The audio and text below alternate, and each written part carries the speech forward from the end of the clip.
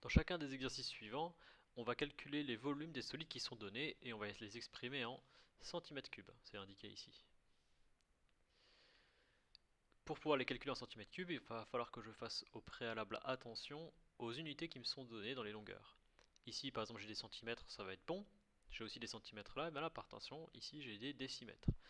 Or, pour pouvoir appliquer correctement les formules de volume, on a vu qu'il fallait toujours avoir des unités homogènes, c'est-à-dire les mêmes familles d'unités.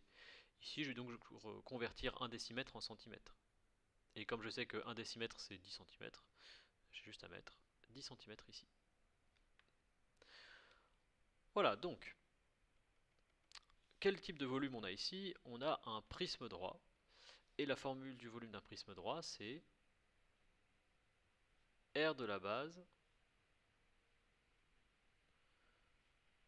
fois la hauteur. Je vais faire la hauteur en rouge. Pour la hauteur, c'est simple, on l'a ici. C'est ce qui sépare les deux bases. Et donc, l'énoncé nous dit que ça fait 10 centimètres. Pour l'aire de la base maintenant. Alors déjà, il faut bien identifier les bases. Les bases, c'est les deux faces triangulaires superposables séparées par les hauteurs, ici et la base qui est là aussi. Alors pour plus de clarté, je ne vais pas la colorier en vert, mais vous voyez que c'est la même que celle qui est en vert derrière. Et pour calculer l'aire de la base qui est un triangle, il faut que je fasse la hauteur du triangle, qui est là, et dont on me dit que ça fait 5 centimètres. Donc là j'ai 5 centimètres. Et il faut que je fasse fois, je vais le faire en violet, tiens, le côté opposé à la hauteur ici. Sauf que là on me dit pas exactement c'est ce que c'est, on me dit juste pH égale 2 cm. Mais on me donne une autre information dans l'énoncé, on me dit que ABC est un triangle isocèle en A.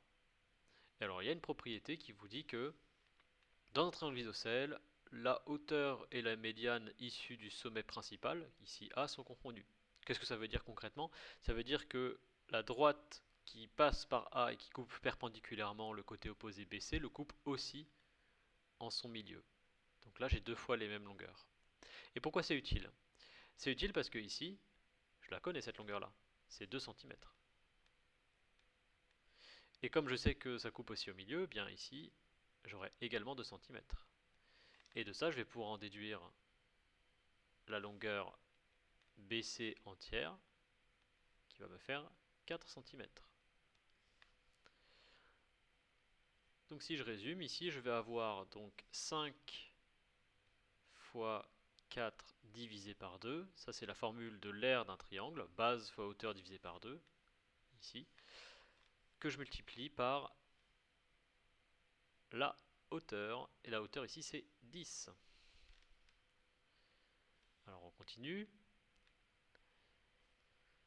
5 fois 4 ça fait 20, divisé par 2 fois 10, et ça fait 10 fois 10, 100 cm3.